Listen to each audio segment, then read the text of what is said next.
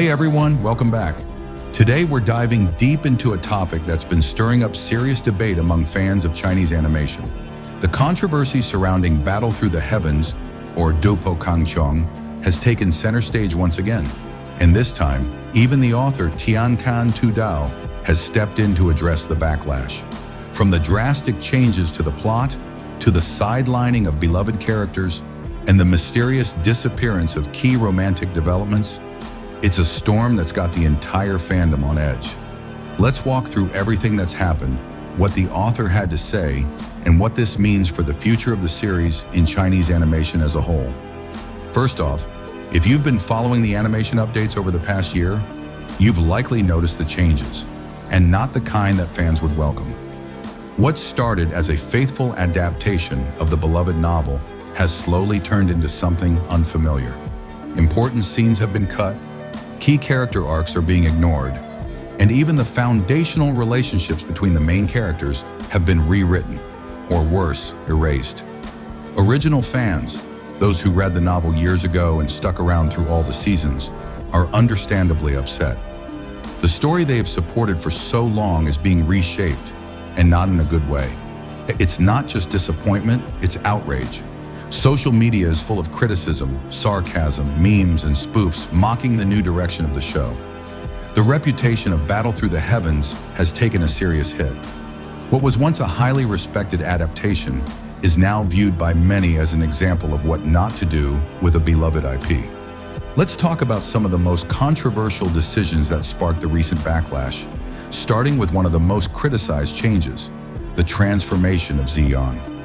Fans will remember Xiao Yan as a cute, powerful little girl with a unique personality. But after she absorbed the Dragon Phoenix origin fruit, she matured into a grown woman. This was expected from the source material, but her new design was a major letdown. The modeling felt lazy, and her appearance, especially the infamous purple leather pants, was immediately mocked by fans. Her transformation scenes, which should have felt powerful and awe-inspiring, instead left viewers disappointed. Even Tian Can Tu Dou, the original author, admitted during a live stream that Xiao Yan's new look was bad. He went as far as to say her leather pants were just plain ugly. According to him, the character deserved much better, especially considering how important she is to Xiao Yan's journey in the later parts of the story. Tu Dou said he had to have a serious conversation with the production team because the quality simply wasn't there. Xiao Yan's appearance might seem like a minor detail to some, but for longtime fans it's symbolic. It reflects the growing distance between the original spirit of the story and the choices being made in the animation. And unfortunately, Xiao Yan's design isn't the only thing that's been mishandled. Let's move on to a more sensitive subject, Yun Yun and her deeply emotional connection with Xiao Yan. In the original novel, Yun Yun and Xiao Yan share a relationship that's filled with romantic tension, emotional conflict, and mutual growth. It's a complicated love story, full of pain, reconciliation, and ultimately, deep affection. But in the latest season of the Donghua, when the two characters meet again in Huazong, all of that was brushed aside. Instead of the warm, meaningful reunion that fans were hoping for, we got a cold, vague interaction where Xiao Yan tells Yun Yun, "We've known each other for a while, so I have to help you." Then he leaves with essentially the same words. No depth, no intimacy, no recognition of their past. It's no wonder that fans felt betrayed. After all, we've seen these characters go through so much together.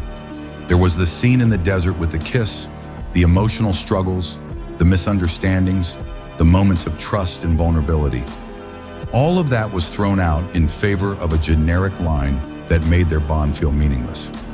In his live stream, Tian Can Tu Dou explained that the original lines were intended to portray them as friends, but the production team thought that was still too ambiguous. So they cut it down to something even more distant, just acquaintances. But in doing so, they robbed the story of one of its most mature and compelling relationships. And it made Xiao Yan look like a heartless playboy, someone who could share a kiss and deep emotions with a woman, only to reduce her to someone he knows. For many viewers, this was the moment they started to lose faith in the adaptation.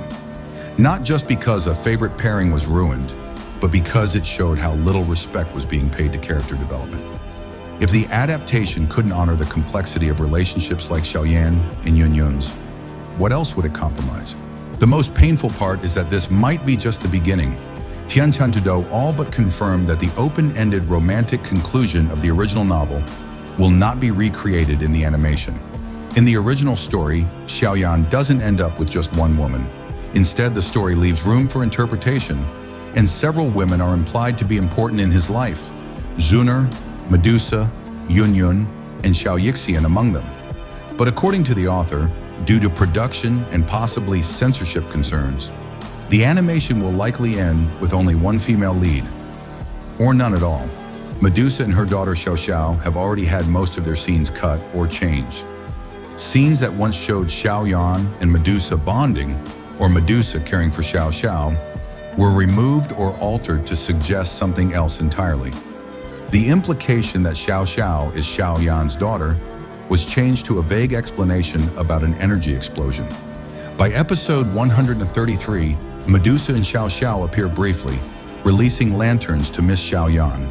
But even then, Xiao Xiao was removed from the voice actor list, erased from the narrative. And it doesn't stop there. Xun'er, who many assumed would be the final love interest, also had her romantic scenes toned down or cut completely. The tender moments that should have highlighted their childhood bond and emotional connection were reduced to cold, impersonal interactions. What are we left with? A hero with no love interest, no family, and no emotional resolution. A story that was once praised for its emotional depth now feels empty and disconnected. So why did this happen? Tu Dou suggested that it all comes down to censorship. He claimed that harem-style stories don't pass broadcast regulations in China, especially when adapted into animation. According to him, it's a sensitive issue, and studios have to tread carefully. But many fans don't buy that explanation.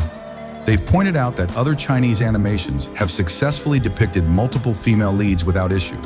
As long as the content is respectful and avoids anything explicit, it's usually approved. That's why many believe this isn't really about censorship. It's about the studio choosing safety over creativity. Instead of taking the risk to adapt the story as it was written, they're playing it safe, cutting important scenes, and blaming it on regulatory restrictions. And perhaps worst of all, while the Donghua removes key character development and emotional content, it still sells merchandise based on those same characters. Medusa's figurines are still on sale, even though she's been nearly erased from the plot. It feels like a cash grab, profiting off fan favorites while removing their stories from the main narrative. This whole situation raises serious questions about the future of Chinese animation. If studios are going to butcher beloved stories just to play it safe or sell more merch, then what kind of future can the industry have? Fans are not blind. They know when they're being pandered to. They know when creators are compromising for profit. In the end, the reputation of Battle Through the Heavens is now hanging by a thread. Once considered a flagship of Chinese animation, it's now an example of how not to handle adaptation. The backlash won't go away until studios realize that respecting the source material and honoring fan expectations isn't optional. It's essential. And maybe, just maybe, this controversy will be a wake-up call for producers, for animators, and even for authors. Because storytelling is about more than just following rules. It's about respecting characters, respecting fans, and staying true to what made the story powerful in the first place. And that wraps up our deep dive into the Battle Through the Heavens controversy. Whether you're a longtime fan of the novel or someone who just got into the animation, one thing's clear. This story means a lot to people.